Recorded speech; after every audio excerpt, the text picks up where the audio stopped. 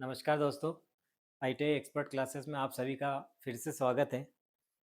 पिछले वीडियो में अपन ने बात किया था कि हमें तैयारी किस तरह से स्टार्ट करना चाहिए, और ज़्यादातर हम मैथ्स के लिए ये बात कर रहे हैं फ़िलहाल। क्योंकि थ्योरी में तो एक ऐसा है ना सिचुएशन कि आपके पास में पढ़ना ही पढ़ना है, लिखना ही लिखना है, या फिर जिस तरह से सबका अपना अपना एक तरीका होता है याद रखने और इस सब चीज़ों के लिए।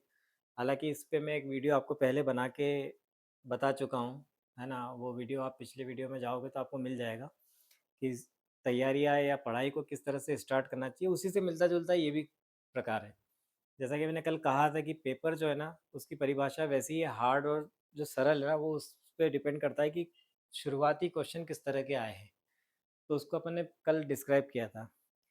इसी क्रम में हम मैथ्स को आगे बढ़ा रहे हैं। ये हमारा पहला चैप्टर जैसा रहेगा। अभी ये चैप्टर नहीं है, फिर मैं दोहराता हूँ इस बात को।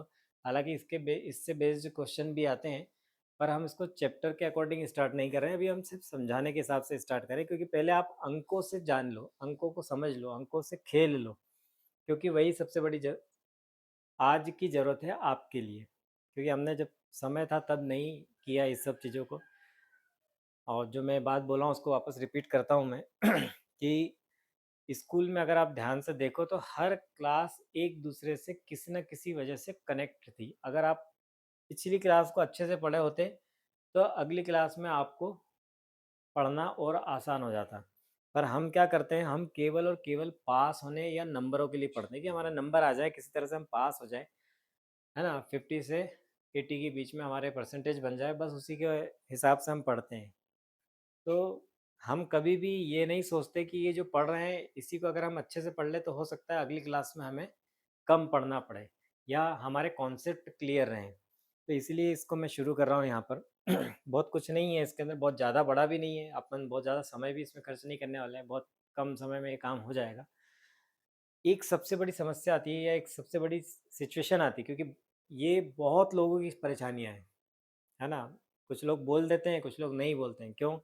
क्योंकि नहीं बोलने वाले वो लोग होते हैं जो इस चीज़ को ईगो पे ले लेते हैं कि यार इतनी सी चीज़ मेरे को नहीं आती, लेकिन वो चुप रहते हैं कि कहीं ना कहीं से किसी तरह से आंसर मिल जाए। मैं जिस बात को बोलना चाह रहा हूँ वो बहुत सिंपल सी बात है, मैं सिर्फ बोल के बता रहा हूँ आपको कि हम बात कर रहे हैं बड़ी संख्या और छोटी संख्या की, और ये बहुत लोगों की समस्या है। सिंगल डिजिट में तो हम लोग सभी लोग पारंगत हैं, एक्सपर्ट हो गए हैं, लेकिन बड़ी डिजिटों में हम लोग जाके उलझ जाते हैं। क्यों उलझ जाते हैं वो मैं आपको बताना चाहता हूँ। ठीक है, देखो, गिनती की संख्या का हमारा जो प्राकृत स्टेज है वो यही है। ठीक है, 9 के बाद हमारे पास जीरो आ जाता है तो हम जीरो को उसमें काउंट नहीं करें फिलहाल। लेकिन अब इसको इस तरह से देखते हैं कि हमने एक बात कही है कि शून्य को मिलाकर ही पूर्ण संख्याएं बनी है। मतलब शून्य भी अपने आप में एक अंक डिपोट हो गया है यहाँ पर। ठीक, लेकिन अभी इस स्टेज पे बात करें तो हम बढ़ते क्रम में आगे बढ़ रहे हैं। मतलब हमने एक से शुरू किया और 9 पे पहुंचे, तो हमारा सबसे छोटा क्रम होगा ये और सबसे बड़ा क्रम होगा ये। इसका मतलब ये है कि जो सबसे बड़ी संख्या होगी वो हमारी 9 होगी और सबसे छोटी संख्या होगी हमारी एक। ये बात हो रही है सिंगल डिजिट की, और इसी से मिलता जुलता सब कुछ है। मैं जिस वजह से इसको पढ़ा रहा हूँ उसका कारण बताता हूँ आपको कि जनरली अगर किसी ने अचानक बोल दिया कि 5 अंकों की सबसे छोटी संख्या बताएं, तो अब जो दिमाग चलाने वाले लोग हैं, बहुत ज़्यादा दिमाग, क्योंकि पढ़ाई में भी दिमाग चलाते हैं लोग, मैं इसको भी समझाता हूँ आपको कि अति सोचना, है ना। एक शब्द है अति उत्साह या ओवर कॉन्फिडेंस, ये दो अलग अलग बातें हैं। अति उत्साह मीन्स कि आपको किसी भी काम को करने की जल्दी है और वो बहुत ज़्यादा ही है। और ओवर कॉन्फिडेंट मतलब आपको अपने आप पर इतना विश्वास है कि हाँ मेरे अलावा ये काम कोई कर ही नहीं सकता, तो इसको ओवर कॉन्फिडेंट। ये दोनों ही चीज़ें मिलके इस बात को जन्म देती है कि जैसे ही अब, है ना, एक चीज़ समझ में आ गई कि छोटी संख्या होती है एक, तो 5 अंकों की छोटी संख्या 5 बार 1। ठीक है, बिल्कुल बिना सोचे समझे, और ये होता ही है बहुत से लोगों के साथ में। अचानक दिमाग में बैठ जाता है और अचानक सब लोग, है ना। लेकिन आप इस चीज़ को समझते ही नहीं है कहीं से कहीं तक कि सबसे छोटी संख्या का मतलब है कि इससे नीचे 5 अंकों की संख्या संभव नहीं है। पर इससे नीचे 5 अंकों की संख्या संभव है। कैसे? ये 3 और 2 5 हमने एक एक लिख दिया। अगर हमको ऐसा लग रहा है कि सबसे छोटी संख्या है, तो अब ये क्या है जो मैं लिखने जा रहा हूँ? 1 2 3 4 5। अब 5 अंकों की छोटी संख्या तो ये भी हो गई। क्यों? क्योंकि यहाँ जीरो है। फिर और कम, हम इसको कम, आपने सबसे छोटी संख्या इसको, मतलब छोटी संख्या का मतलब कि उससे छोटा और कुछ हो ही नहीं सकता। जैसे हमने यहाँ बोला 1, तो 1 से छोटा कुछ नहीं है हमारे पास में, नथिंग। तो ये 1 हमारा, लेकिन फिर भी अगर 5 अंकों का एक-एक लिख दोगे आप, तो फिर धीरे-धीरे अगर आप नीचे जाओगे तो आपके पास में कमतर संख्याएँ होती जाएगी, 5 अंकों की हम कम करते जाएँगे।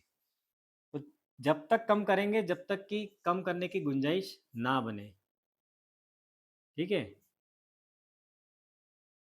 आप इससे भी कम करने का प्रयास करते हैं, लेकिन जैसे आप इससे कम करने का प्रयास करोगे तो ये बनेगा, है ना? माइनस करेंगे 1 अपन, कुल मिला के बात यही है।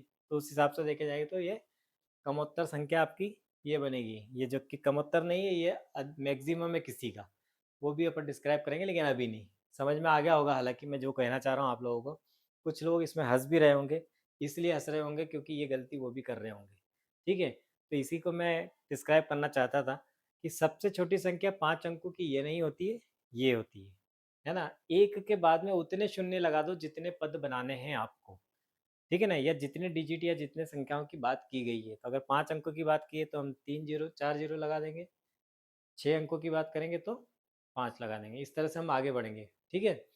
ये हो गई छोटी संख्या। आपको इसी से निकालना है, और फिर से मैं इस बात को रिपीट कर रहा हूँ कि छोटी संख्या का मतलब वो होता है कि उससे छोटी संख्याएँ संभव नहीं है। ठीक है? ऐसे ही बड़ी की बात कर लेते हैं।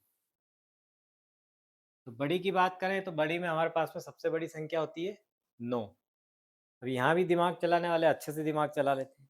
दिमाग चलाने से तात्पर्य ये वो है कि जो चीज़ यहाँ करनी चाहिए वो यहाँ कर लेते हैं। कैसे कर लेते हैं कि अगर उनसे बोला गया कि 5 अंकों की सबसे बड़ी संख्या लिखिए, तो वो ऐसे लिख डाल दें। ये भी एक बहुत बड़ी समस्या है, ठीक है? जो कि पूरी तरह से गलत है। क्यों? फिर से वही बात आती है कि 5 अंकों की बड़ी संख्या मतलब उससे बड़ी संख्या आप करने जाओगे तो वो अल्टीमेटली किसी न किसी तरह से 6 अंकों की संख्या में कन्वर्ट हो जाएगी। है ना? उससे बड़ा नहीं हो सकता, मतलब 5 अंकों का जो तक जहाँ तक मान है वहीं तक जाएगा। लेकिन लोग इसी को आधार मान के और सवालों को सॉल्व कर देते हैं, क्योंकि इस तरह के क्वेश्चन आपको मिलेंगे। हमारा पहला चैप्टर रहेगा नंबर सिस्टम। नंबर सिस्टम में इसी पर आधारित क्वेश्चन मिलेंगे आपको। तो वहाँ पर ये सब गलतियाँ होती ही होती है ना? क्योंकि मैथ्स हमारी कमज़ोरी है तो हम इन गलतियों को नज़रअंदाज करके आगे बढ़ते हैं और हमें लगता है कि सब कुछ सही है। थर्ड स्टेज ये भी होता है कि जो क्वेश्चन बनाया जाता है उसके जब 4 ऑप्शन होते हैं, तो उसमें हर वो संभावित गलती के हिसाब से आंसर दिए होते हैं जो आप कर सकते हो। तो ये भी उसमें शामिल है कि जब ऑप्शन दिए जाते हैं तो उसमें इस तरह के ऑप्शन भी मिल जाते हैं और हमें लगता है कि ये बिल्कुल सही है। ऐसे क्वेश्चन, कारण है क्योंकि जब से आपने तो है ना दिमाग चला लिया कि भैया 5 अंकों की सबसे बड़ी संख्या कौन-सी होगी? 90,000। है ना? 9 के बाद में हम 4 ज़ीरो लगा के फुर्सत होगा कि सबसे बड़ी संख्या हमारी यही है। मैं फिर से इस बात को दोहरा रहा हूँ कि जबकि ऐसा नहीं होता है, पर चूँकि अगर ऑप्शन में मिला है, ऑप्शन में आपको ये भी ऑप्शन मिल गया है। जब ऑप्शन मिल गया तो हम फ्री हो गए, हाँ, ऑप्शन में है मतलब आंसर बिल्कुल सही है। इस तरह के जो क्वेश्चन होते हैं ना, ये नॉन रिपेयरेबल क्वेश्चनों में से आते हैं। अगर आप इस तरह की गलतियों को नहीं सुधारते हो, तो ये नॉन रिपेयरेबल मिस्टेक होगी। ये कैसे होता है? अब मैं इसके ऊपर पहले एक चर्चा कर लेते हैं कि आप पेपर देने गए। पेपर देने के बाद में आपने पेपर दिया, हर वो क्वेश्चन जिस इस तरह की जो भी गलतियाँ हैं, क्योंकि ये रिपीट होते हैं इस तरह के क्वेश्चन, इस तरह की जो भी गलतियाँ हैं जो आप करके आए हो, मीन्स कि आपको मालूम था कि यार 90,000 हमारी बड़ी संख्या है और ऑप्शन में मिल गया, तो आप घर आके कभी भी उसको क्रॉस चेक नहीं करोगे। आप क्रॉस चेक किसको करते हो? जिसमें आपको डाउट है। आपने कोई क्वेश्चन देखा, उसका 4 ऑप्शन देखे, ऑप्शन में डाउट है, आपने तुक्का मारा, आपने किसी तरह से उसको किसी तरह से बस बला टालने के लिए उस क्वेश्चन को हल कर लिया। घर आके जब आप रिवाइज़ करोगे तो फिर आप क्या करते हो? उस क्वेश्चन पे ध्यान दोगे जिसमें आपको कन्फ्यूज़न हुआ था या जिसमें आपको डाउट था। ऐसे किसी क्वेश्चन पे आप हाथ नहीं लगाओगे जिसका आपने आंसर सोचा और वो आंसर आपको उसमें मिल गया। तो ये क्वेश्चन आप कभी भी रिपीट नहीं करोगे घर आके, ना तो रिवाइज़ करोगे, ना ही इसको करेक्ट करने का प्रयास करोगे, तो इसको कहते हैं नॉन रिपेयरेबल मिस्टेक। और ये जो कंटिन्यूटी में होती रहती है, इसी वजह से आपके सिलेक्शन के चांसेस भी घटते हैं। कई होता है ना, बहुत सारे बच्चे आप में से ऐसे होंगे जो लगातार एग्ज़ाम दे रहे हैं, लेकिन एक एवरेज मार्किंग पे आके रुक जाते हैं, खूब मेहनत कर रहे हैं, उसके बाद भी एक एवरेज मार्किंग पे आके रुक जाते हैं और आगे नहीं बढ़ पा रहे हैं। सिलेक्शन तक की प्रोसेस में नहीं पहुंच पा रहे हैं। तो उसका बेसिक और ज़्यादा से ज़्यादा कारण यही होता है कि ऐसी हर मिस्टेक जो वो नहीं रिपेयर कर रहे हैं, वो लगातार दोहराते जा रहे हैं, जिसकी वजह से ये गड़बड़ हो रही है। आप भी अपने जितने भी एग्ज़ाम दिए हैं, आप उसमें एक बार इसको सर्च कीजिएगा, ऐसा ज़रूर हो रहा होगा। ठीक है? मैं केवल इसी क्वेश्चन की बात नहीं कर रहा हूँ, बहुत सारे चैप्टरों में बहुत सारे क्वेश्चन ऐसे ही हैं, क्योंकि हम लोगों के बहुत सारे कॉन्सेप्ट क्लियर नहीं है। तो वो सारे कॉन्सेप्ट अपन इसमें क्लियर करेंगे। तो उसी को ध्यान में रख के मैं ये बात बोल रहा हूँ कि अगर आप क्वेश्चन करते हो तो बहुत सावधानी से नियम अनुसार करो, तो कभी भी आपको मिस्टेक नहीं होगी। छोटी-छोटी बातों पे ज़्यादा ध्यान दो। जैसे कि मैंने कल तैयारी के विषय में कहा था कि लक्ष्य हमेशा छोटा रखो, कभी भी हायर लक्ष्य मत रखो। एकदम छोटा लक्ष्य रखो, पहले उस लक्ष्य को पार करो, फिर उससे थोड़ा बड़ा करके रखो, फिर उससे बड़ा और उससे बड़ा, ऐसे करके आप अपनी मंजिल पर आसानी से पहुँच जाएँगे। तो उसी बात को ध्यान में रख के फिर से आगे बढ़ते हैं। हम फिर से ये कह रहे हैं कि जैसे हमने छोटी संख्या के लिए बात किया था, वैसे ही बड़ी के लिए बात करते हैं कि चूँकि हम ये कह रहे हैं कि 5 अंकों की मैक्सिमम बड़ी संख्या जो संभव है, ठीक है? तो उसकी बात करें, 90,000 है? नहीं है। क्यों? क्योंकि 90 के बाद में हम ये भी बड़ी संख्या है फिर ये भी बड़ी संख्या है। ऐसे आप चलते जाओगे तो बहुत लंबा प्रोसीजर है, ठीक है? तो इसको डैश-डैश करके अपन आगे बढ़ जाते हैं यहाँ पर। देखो 5 अंक हो गए, 1, 2, 3, 4, 5, वही पूछा था 5 अंकों की सबसे बड़ी संख्या। अब इसमें एक और बढ़ा लेते हैं, मतलब एक यहाँ जोड़ देते हैं, तब क्या हो जाएगा ये, है ना? ध्यान से समझना। बढ़ रहा है, बढ़ता जाएगा, बढ़ता जाएगा, बढ़ता जाएगा, बढ़ता जाएगा। जबकि एक संख्या कितनी हो गई अब? 3 और 3 6, मतलब ये 6 अंकों की छोटी संख्या बन गई। तो अब संख्या 6 हो गई, इसका मतलब है कि 5 अंकों की मैक्सिमम संख्या जहाँ तक हम जा सकते थे वो 9 थी, 5 बार, ठीक है? तो ये आपको इतना सा ही ध्यान रखना है, बहुत ज़्यादा इसमें कुछ क्रिटिकल कुछ नहीं है। थोड़ा-सा दिमाग चलाओगे, थोड़ा-सा है ना, समझोगे तो अपने आप आपको समझ में आ जाएगा चीज़ें, क्योंकि हम उतना सोचते ही नहीं। बहुत सारे लोगों की वो भी हालत ख़राब है। मैं कुछ ऐसे लोगों को भी जानता हूँ जो सही में कहते हैं ना 2 और 2 4, और कोई लोग कहते हैं 2 और 2 5। तो ऐसे लोगों को भी मैं जानता हूँ जो 2 और 2 5 आज भी जोड़ते हैं। ऐसे लोगों को भी जानता हूँ, ऐसे भी स्टूडेंट मेरे पास में रहे हैं, जो जोड़ने के लिए लाइनों का प्रयोग करते हैं। मतलब मीन्स कि अगर उनको कुछ जोड़ना है, तो वो साइड में लाइन खींचेंगे, फिर उनको सारी लाइनों को गिन लेंगे और उसके बाद में जोड़ निकालेंगे। और उसमें भी वो कैरी ओवर लेना वगैरह-वगैरह भूल जाते हैं और बहुत सारी समस्या। तो मैथ्स को लेकर इसीलिए डर ज़्यादा है, क्योंकि समस्याएँ इसमें बहुत ज़्यादा आती है। तो इसलिए इस बात को ध्यान में रखो कि बहुत कुछ नहीं है, आपसे जो पूछा गया है उसके हिसाब से आप समझो और उसी के हिसाब से आप आगे बढ़ो। तो कभी भी इस मामले में, है ना, दिमाग चलाओ, बहुत कुछ नहीं करना है। 2 अंकों की संख्या मैक्सिमम, है ना? तो 2 अंकों की मैक्सिमम संख्या वहाँ तक जाएगी जहाँ तक कि वो 3 संख्याओं में कन्वर्ट ना हो जाए। लास्ट पॉइंट उसका वो होगा, है ना? तो उतनी बार आप नो लिख दो। जितनी छोटी संख्या के बारे में पूछा गया है, छोटी से छोटी जितनी भी अंकों के, है ना, मैक्सिमम लिमिट ऑफ ए अंक जो होते हैं, वो जितने छोटे अंकों के लिए पूछा गया है, उतना जीरो मिला के 1 लिख दो। टोटल संख्या आपकी ऑटोमेटिकली निकल जाएगी। क्यों? क्योंकि उससे माइनस करने जाओगे तो वो किसी न किसी की बड़ी संख्या बन जाएगी। जैसे कि अपन ने उस समय किया था, तो वो 4 अंकों की बड़ी संख्या बन गई थी। ठीक है? क्वेश्चन जो होते हैं इसमें वो ज़्यादातर इस तरह के आते हैं कि इतने की बड़ी संख्या, मतलब 6 अंकों की बड़ी संख्या में 6 अंकों की बड़ी संख्या और 5 अंक, सॉरी, 6 अंकों की छोटी संख्या और 5 अंकों की बड़ी संख्या का अंतर ज्ञात कीजिए। तो इस तरह के क्वेश्चन आते हैं, बहुत कुछ नहीं आता है। तो ये 6 अंकों की बड़ी संख्या छोटी संख्या हो गई और ये 5 अंकों की बड़ी संख्या हो गई, दोनों का अंतर 1 है। इस तरह का है और इतना भी लोग दिमाग नहीं चला पाते। इतने में भी लोग, क्यों? क्योंकि मैंने कहा ना, अति उत्साह और ओवर कॉन्फिडेंस, ये 2 चीज़ें ऐसी होती है ना। अति आत्मविश्वास, मैं अति उत्साह बोला हूँ तो अति आत्मविश्वास भी बोलता हूँ हिंदी में। तो अति उत्साह और अति आत्मविश्वास जो होता है ना, ये ऐसा खेल खेलता है आपके साथ में कि आप समझ नहीं पाओगे। एक बार एएलपी के क्वेश्चन में क्वेश्चन आया था, 2/4 is equal to question mark.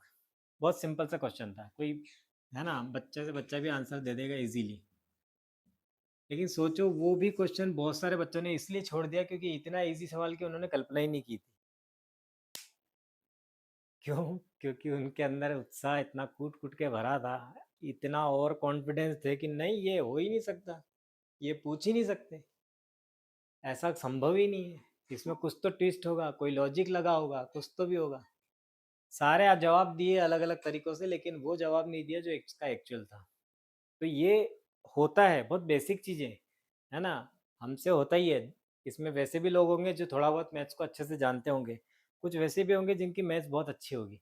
उन लोगों के लिए ये इडियोटिक चीज़ लग रही होगी, लेकिन मैं उन लोगों को टारगेट करके ये बात कह रहा हूँ, जो मैथ्स में सच में डब्बा है। ठीक है ना? तो उन्हीं के हिसाब से इसको अपन चला रहे हैं। बड़े-बड़े चैप्टर पे भी अपन पहुँचेंगे आगे। नेक्स्ट वीडियो जो हमारा होगा वो चैप्टर वाइज ही होगा। अब अगला चैप्टर हमारा संख्या पद्धति या नंबर सिस्टम से स्टार्ट होगा। वहाँ से एक्चुअल आपकी मैथ्स चालू होगी, जहाँ पर आपको डेरिवेटिव्स होंगे और उसके सॉल्वेंट होंगे। फिर से मैं इस बात को रिपीट कर रहा हूँ कि वो भी हम उसी तरीके से करेंगे, जैसा कि मैंने कहा कि हम पहले फॉर्मूले डेवलप करेंगे, उसके हिसाब से आंसर देंगे। तो शॉर्ट ट्रिक आपको करने में आसानी हो जाएगी, मतलब उन्हीं को शॉर्ट करने में बहुत आसानी हो जाएगी और ये उंगलियों पे आ जाएगा। हमारा पूरा उद्देश्य बड़े से बड़े सवाल को 2 से लेकर 5 सेकंड के बीच में ख़त्म करना है। जो मैं 2 से लेकर 5 सेकंड का टाइम दे रहा हूँ, ये घरों में हो जाएगा, घर के अंदर। जब आप एग्ज़ाम देने जाओगे तो ये 10 से 25 सेकंड का समय निकालेगा, उतना ही समय आपको चाहिए भी। ठीक है ना? रेशो आप निकाल लोगे, कैसे वो मैं बताता हूँ आपको। फिर से इस बारे में भी चर्चा कर लेते हैं एक, कि जो मैंने कहा कि सेकंडों की ज़रूरत क्यों है हमें, घर में 5 सेकंड की ज़रूरत हमें क्यों है, तो उसके लिए अपन एक बात कर लेते हैं कि हमारा जो पेपर होता है लगभग 90 मिनट्स का होता है, सभी को मालूम है। हमको जो टाइम दिया जाता है वो 90 मिनट्स का दिया जाता है, जबकि क्वेश्चन होते हैं 120 मिनट के। तो आप, सिचुएशन ये है कि थ्योरी में तो आपके पास में जवाब है, आता है तो यस, नहीं आता है तो no, within the second हो जाता है। कई बार थोड़ा सोच के होता है, तो आप अगर टारगेट बनाओगे तो 5 से 7 सेकंड आपका समय निकल जाता है। हो सकता है सोचने में कुछ लोग ज़्यादा समय लेते थे, 1 मिनट का समय मान लिया, क्यों? क्योंकि थ्योरी था ना, तो क्वेश्चन बोला, आंसर आना है, देखना है, वगैरह वगैरह। लेकिन अब हम बात करते हैं मैथ्स को। मैथ्स एक ऐसी चीज़ है जिसमें आप घुस गए ना, तो 1.5 घंटा तो आपका एक क्वेश्चन में निकल जाएगा। आपने भी किया होगा घर में और ऐसा हुआ भी होगा। ठीक है? तो समय की कोई कल्पना हो ही नहीं सकती। अब अगर हम डिवाइड करें कि मैं पर क्वेश्चन 1 मिनट लूँगा, मतलब मैं एक टारगेट बना लिया, पर क्वेश्चन मैंने कितना लिया, 1 मिनट लिया। अब आप कैलकुलेट करो, अगर आप हर क्वेश्चन को करने में 1 मिनट लोगे तो आपको टोटल समय कितना चाहिए, 120 मिनट। जबकि गिवन टाइम कितना है, ठीक है ना? 120 क्वेश्चनों को करने के लिए, ये मिनट लिख दिया मैंने यहाँ, 120 क्वेश्चनों को करने के लिए अगर आप पर क्वेश्चन 1 मिनट समय खपत करोगे, तो आपको टोटल रिक्वायर्ड समय रहेगा 120 मिनट, जबकि आपको मिला कितना है, 90 मिनट। इस पोर्शन में होगा क्या कि लास्ट का जब 10 मिनट बचेगा, तब आप केवल 80 क्वेश्चन पे खड़े होंगे, अगर आप 1-1 मिनट का टारगेट लेके चल रहे हो तो। ठीक है ना? अब जैसे ही 10 मिनट बचे हैं और क्वेश्चनों का लैब देखोगे तो 40 क्वेश्चन बनेंगे, और ये 40 क्वेश्चन वही है कि जिनको अटेंड करने के बाद ही आपके हायर परसेंटेज बनेंगे, जो सिलेक्शन के लिए ज़रूरी है। तो आप वो कहाँ से लाओगे? ठीक है ना? अब तो ये है कि आप 90 मिनट में 90 क्वेश्चन करके 30 मिनट किसी से उधार ले लो, जो कि देना संभव ही नहीं है। अगर ऐसा संभव होता तो फिर तो वार ही न्यारे, हर व्यक्ति टारगेट पे होता अपने अपने। ठीक है ना? तो दूसरा इसका तरीका है कि हम टाइम को कम करें। अब ये टाइम को कम कैसे करें? तो जैसा कि मैंने कहा कि थ्योरी में तो आपके पास में तुरंत आंसर है, तुरंत। अगर आता है तो यस, नहीं आता है तो नो, बात ही खत्म हो गई, विद इन द सेकेंड काम। लेकिन मैथ्स, मैथ्स करना पड़ेगा। और मैथ्स को करने के लिए अब 30 से 32 क्वेश्चन आपके मैथ्स के होंगे, इसी में से 12 से 15 क्वेश्चन रीजनिंग के होंगे, कुछ क्वेश्चन ऐसे होंगे जो ट्रिकी होंगे। अब इन सबको मिला के अगर ओवरऑल आप बात करोगे, तो हर क्वेश्चन पर आपको जो समय स्पेंड करने के लिए मिलेगा वो महज 25 सेकंड मिलेगा ओनली। इस 25 सेकंड को आप कैसे कैलकुलेट करोगे? तो ये 25 सेकंड के लिए आपको पहले अपने आप को 25 सेकंड लायक बनाना पड़ेगा। और ये 25 सेकंड परीक्षा के दौरान, मतलब जिस दौरान आप एग्जाम हॉल में बैठे होगे उस दौरान का टाइम है। घर में आपको, क्योंकि आप घर में 5 सेकंड का टाइम का टारगेट बनाओगे और 5 सेकंड में सवालों को सॉल्व करने का प्रयास करोगे, तब जाके आप 25 सेकंड एग्जाम हॉल में निकालोगे। क्यों? क्योंकि वहाँ आप काम करोगे प्रेशर में। आपका जो है ना पूरा फोकस सिर्फ इस बात पे होगा कि अगर नहीं हो पाया तो मेरी नौकरी नहीं लगेगी, और नौकरी नहीं लगेगी तो मेरे फिर बाकी सारे जितनी भी चीज़ें, हमारी जितनी भी उम्मीदें हैं, जितनी भी मेरे ख्वाहिशें हैं, वो सब पूरी नहीं होगी, तो वहाँ टेंशन ज़्यादा होगा। तो जिस काम के लिए आपने घर में 5 सेकंड का समय निकाला है ना, वो समय आपका वही कैलकुलेशन का समय आपका अंदर 25 सेकंड का हो जाएगा जाके। तो हमें टारगेट उस हिसाब से सेट करना है। तो घर में हमको तैयारी करनी 5 सेकंड की, तो इसीलिए जो हम तैयारी कर रहे हैं या जो तैयारी करना चाहते हैं, उसके हिसाब से पर क्वेश्चन हम 5 सेकंड घर में कैसे करेंगे, ये अगली कुछ क्लासेस में आपको यही सब सिखाया जाएगा। ठीक है, तो नेक्स्ट वीडियो जल्द ही मैथ्स को लेकर आएगा, क्योंकि अगला वीडियो हमारा जहाँ तक है थ्योरी का रहेगा, है ना। 2-3 थ्योरी की फिर से वीडियो डालने के बाद में फिर से हम मैथ्स पर वापस लौटेंगे और जल्दी आपसे मिलेंगे। तो आज का सेशन आप लोगों को कैसा लगा, इसके बारे में ज़रूर बताइएगा। आप लोग कमेंट्स नहीं करने हैं, मैं देख रहा हूँ जो लोग वीडियो देख रहे हैं, तो मैं उनसे चाहता हूँ कि वो अपना कमेंट्स करके बताएं कि आपको वीडियो कैसे लग रहे हैं और उसमें क्या सुधार होना चाहिए, इस विषय में आप ज़रूर बताइए। इसी के साथ आज की क्लास को हम यहीं समाप्त करते हैं। धन्यवाद।